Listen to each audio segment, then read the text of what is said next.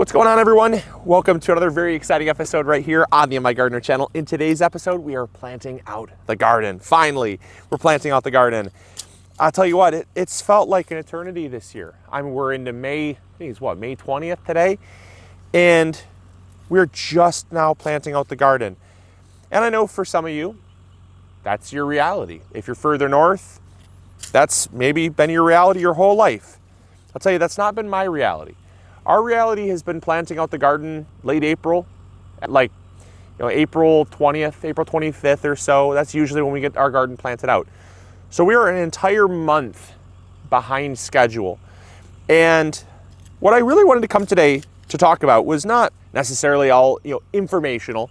It was more or less, I guess, the other side of our channel, which is inspirational. I wanted to be an inspiration to a lot of you, to encourage you to get out into your garden, even if it's late. Now, we hear people all the time write in messages, Luke, it seems like it's too late for me to grow a garden. Luke, it seems like I've lost out on this precious window of time. I just don't think I'm gonna have a garden this year. Or I'm not gonna plant X crop because it's just too late. And what I would say is that for the amount of times I've been gardening, the amount of years I've been gardening, there is always at least one thing. And the reason why I put thing in air quotes is because I don't know what that thing is going to be because I don't have a crystal ball. For us, our thing was just even last night, it was 38 degrees. And at some point, I look at my garden and I say, look, survive or die, baby. It's time. I can't wait any longer. I just can't. We're already a month behind. So am I not going to have a garden? Or am I going to let that one thing stop me from having a garden? And I think for a lot of gardeners, you wait for perfection. I was that way. I was that way for a very long time, where I would wait for perfection. I would wait for it to be, this season is so dry. I'll wait for some rain in the forecast so I don't have to water as much. This season is so wet. I could tell every year there's a thing. And if you don't have that thing, you probably haven't been gardening that long, or you probably don't have a garden at all. Because I'll tell you, I've never once, not a single year, not had a thing that gets in my way, that slows me down or discourages me or is a minor road bump. And I want you to push past that thing and realize that it is just a moment in time. It is not permanent. It will not last forever. Your season is, in its entirety, is not dictated by that thing. Now, I'm by no means saying be reckless with your planting. If you have frost in the forecast and it's supposed to get down to 34 degrees tomorrow night, waiting a day might be prudent. I'm not saying to make reckless decisions, but what I am saying is that, for instance, this year, our thing has been just how cold it's been. Seems like every time I look at the 10-day forecast, there's a day that gets down into the low 40s. One day might dip down into the low 40s. That's not necessarily reckless. The plants are not going to love low 40s, but it is just a single day. It's a moment in time. And at some point, I can't wait for the weather to be ideal, because at that point, I will have sacrificed so much time waiting for ideal. Just won't happen. It won't ever come. Now, here's the ironic thing about this thing, is that we as gardeners tend to carry that one thing with us through the entire growing season. And I'm not saying we use it as a crutch or an excuse, but I would tend to say it almost borderlines on that. I can safely say I'm not in some ivory tower, I'm not on some pedestal looking down on you like you've done something wrong. I'll be the first person to raise my hand, okay? First person to raise my hand and say that I have a tendency to let this thing define my whole season. And I will look back. Right now it is May 20th. In August, I will want to look back if something is going wrong, and I will want to blame whatever's going wrong on what has happened in the past. It could be, my tomatoes aren't producing what they want, and I'll say, if I would have got an earlier start, the season was just so cold. It was just so cold, and I just couldn't start when I wanted, and that'll be my default kind of backup answer is just, Well, it was just such a cold year. I remember last year, our excuse the whole season was, it was just so wet. Like the season was just so wet. It was the wettest season I can ever remember. We have a tendency as gardeners to, every year is the worst of something. It just is. If you don't have a worst something, you are not a gardener, I'll be honest. Because we have a tendency just to be hyperbolic with how we talk. And that's just ingrained in, I think, gardening culture. It's almost like misery loves company. It's just, we sit there around the round table talking about gardening. It's like, it's almost like who's victimized worst by Mother Nature. It's just like, last year was the wettest season ever. My garden I was always battling getting flooded out. And you look back, it's like, what was it really? Okay, well, there was a moment in time where it did nonstop rain from July to August, for sure. It just rained all the time. Was that our entire season? No, it really wasn't. We had our best pepper harvest ever. My tomatoes sucked. One crop was less than average. One. The rest flourished. I had the most peppers, I had the most cucumbers, I had the most zucchini. I was drowning in zucchini. But I don't look at those victories because I'm just so hung up on that one thing. That one thing, just we carry it forever. And it's like this never-ending battle that there's always gonna be one thing. 2 years ago, we didn't have a spring. It was the hottest spring ever.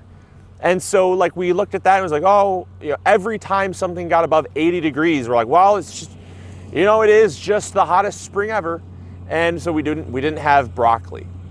But yet we had more tomatoes than we knew what to do with because we got our tomatoes started early. Did we focus on the victories? No. We focused on the one thing that was not going ideal, carried it with us the entire season, and used it as this like woe is me story around the gardening roundtable, just again to like see who could claim victim status as a gardener.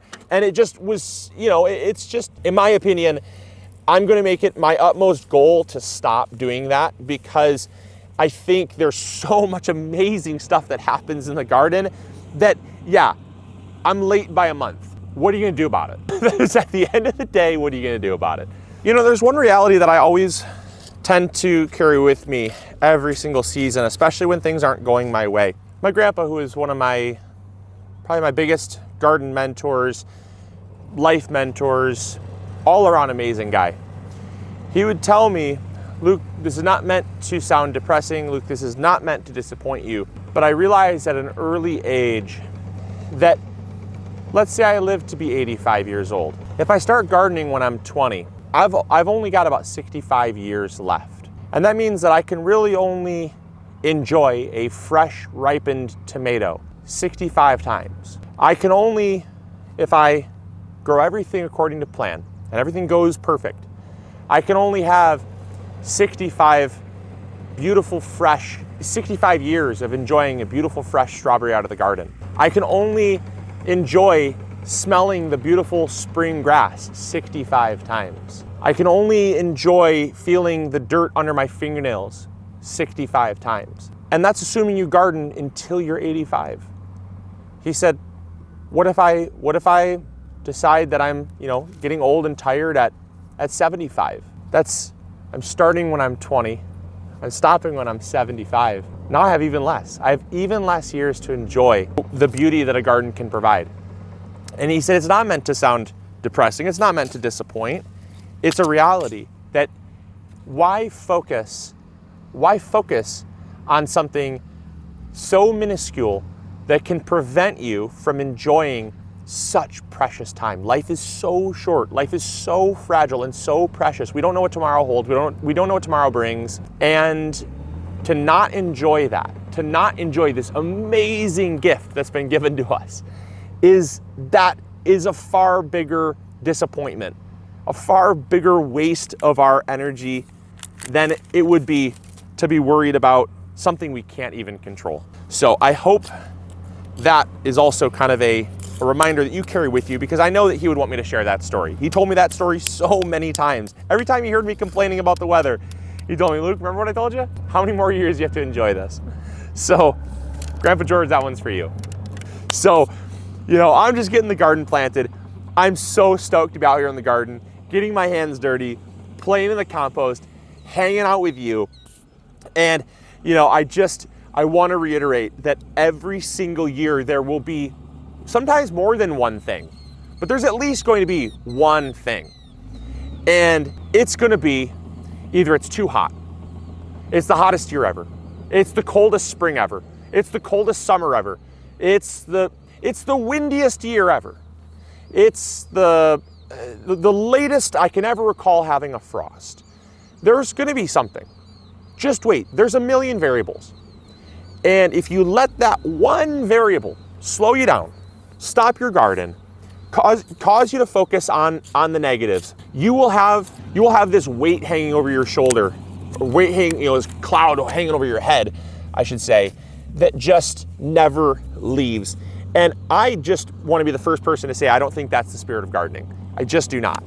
You know, farmers, I come from a long line of family farmers. And when their livelihoods depend on the weather, they have every excuse to be concerned, to be worried and frustrated and talk about how bad it is. This is not our livelihood. Our livelihood does not depend on if these peppers produce.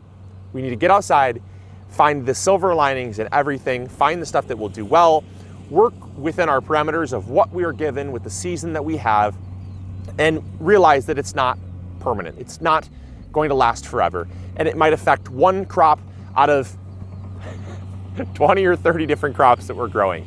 And so I hope you guys enjoyed. I hope you all learned something new.